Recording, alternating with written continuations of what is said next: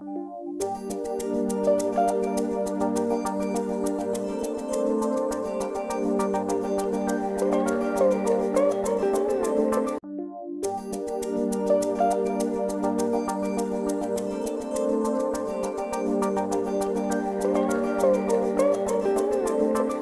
continuing on with my top 30 favorite TV shows of all time, we are coming down to the wire. We are one away from the inevitable number one that you already know about. But what is my number two favorite TV show? And it's a show that a lot of people probably will not get. I mean, what could be higher than shows like Community, Seinfeld, The Office, Batman the Animated Series? Well, you might have noticed that we talked about Better Call Saul, but yet we have yet to talk about the show that spun off of Better Call Saul.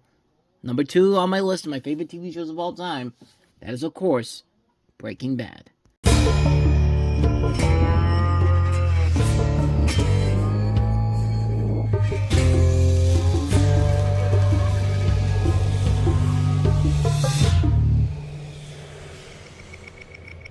Yeah, y'all didn't think I was not going to bring up the original show that started it all, did you?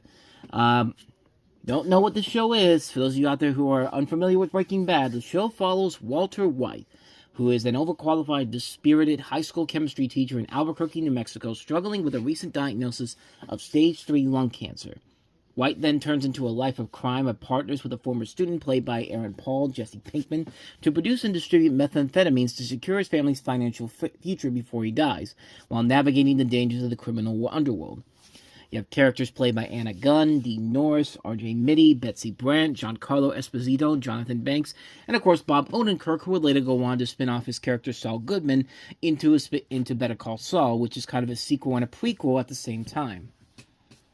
And, honestly, there really isn't much I could say about the show that hasn't already been said already. This is a show that manages to take a TV star that has been around for a while. Bryan Cranston, of course, he's been around for mostly his comedic work before this, Seinfeld, and of course he was the dad on Malcolm in the Middle. He was very funny on both of those shows, but then he becomes Walter White, and he goes from being this really funny guy and likable to this badass, creepy guy that he's kind of creepy, but he's also kind of badass at the same time. I mean, he literally takes the same approach that Bob Odenkirk essentially took when he went on to Better Call Saul. Bob Odenkirk was a guy who was known for his comedy beforehand, and then he gets the chance to branch out and do something in a more dramatic phase, and it works out to that show's favor.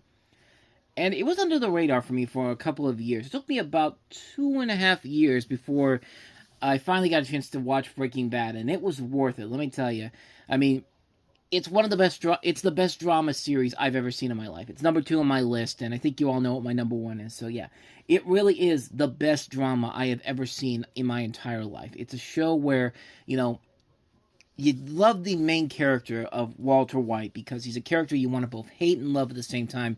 You understand what he's trying to do. He's trying to, this whole thing starts off because he wants to cook meth to essentially sell it and make sure his family is financially stable when he dies. But of course, as the series goes on, he becomes more of an anti-hero, and a good kind of anti-hero, the anti-hero that you want to get behind, and at the same time you kind of despise at the same time. You can feel the same way for Jesse too, and Aaron Paul playing that role so well in this.